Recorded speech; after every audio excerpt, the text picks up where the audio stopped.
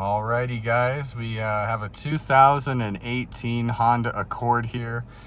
We've performed the A1 service per the maintenance minder system for Honda.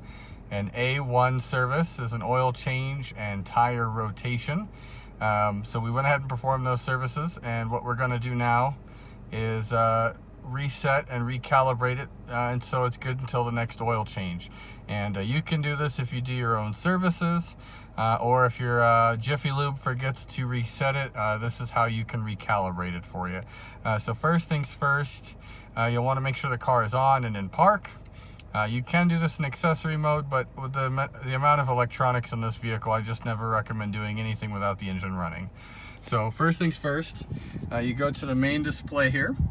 You're going to push the home button, which gets you to this screen here.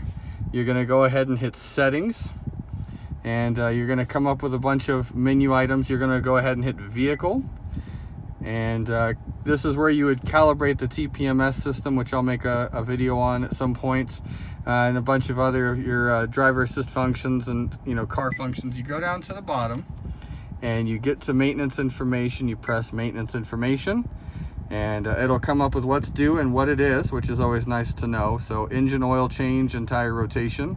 You're going to go ahead and select reset items, and so all maintenance or all due items, since we've done both those services, and you just hit reset and it clears it.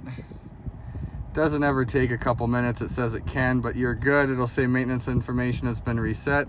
If you go back in there, it'll say 100%.